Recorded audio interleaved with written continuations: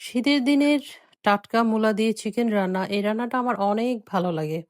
তো সেজন্য আপনাদের সাথে শেয়ার করছি। ১ম এ রান্নার তেল দিয়ে পেঁয়াজ আর গরম মসলা দিয়ে কিছুক্ষণ ভেজে নিলাম। পেঁয়াজের কালারটা চেঞ্জ হয়ে গেলে এখানে আদা আর রসুনের বাটা দিয়ে দিলাম। তো আদা রসুন বাটা কিছুক্ষণ ভেজে নিব। তারপর ভাজা হয়ে গেলে একটু গরম পানি দিয়ে দিব। গরম পানি দিয়ে এবার গুঁড়া মসলাগুলো দিয়ে দিব। এখানে স্বাদমতো লবণ, হলুদের গুঁড়া, মরিচের গুঁড়া, জিরা, ধনিয়ার গুঁড়া সবকিছু দিয়ে বেশ কিছুক্ষণ কষিয়ে নেব। আবারও একটু পানি দিয়ে আরো বেশ কিছুক্ষণ মসলাটাকে কষিয়ে নেব। মসলাটা খুব সুন্দর করে কষানো হয়ে গেলে এখন আমি এখানে একটা চিকেন দিয়ে দিব। তো চিকেনটা দিয়ে তারপর এখানে আমি একটা বড় সাইজের একটা মূলা দিয়ে দিলাম বড়, বড় করে কেটে। শীতের এই টাটকা মূলা দিয়ে চিকেন রান্না আমার তো বেশ ভালো লাগে। তো শীতের এই ভরা মূলার সিজনে আমি কয়দিন পর, পর একবার খেয়ে নেব।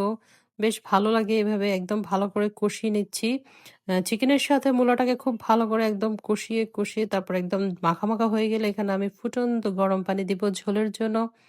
আর চিকেনটা সিদ্ধ হওয়ার জন্য একদম সুন্দর করে গরম পানি দিয়ে আবার ঢেকে দিব একদম ১০ মিনিটের মতো ঢেকে দিব, তাহলে রান্নাটা হয়ে যাবে। ব্যাস ১০ মিনিট পর এবার চেক করে দেখব যে মূলাটা সিদ্ধ হয়েছে কিনা। আর ঝোলটা আরেকটু কিছু কমিয়ে নিব।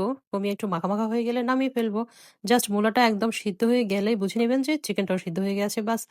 তো সুন্দর করে কষিয়ে এভাবে রান্না করলে কিন্তু অনেক, অনেক মজা হয়। শীতের দিনে গরম ভাত দিয়ে আমার তো এই মূলা তরকারি অসম্ভব ভালো লাগে।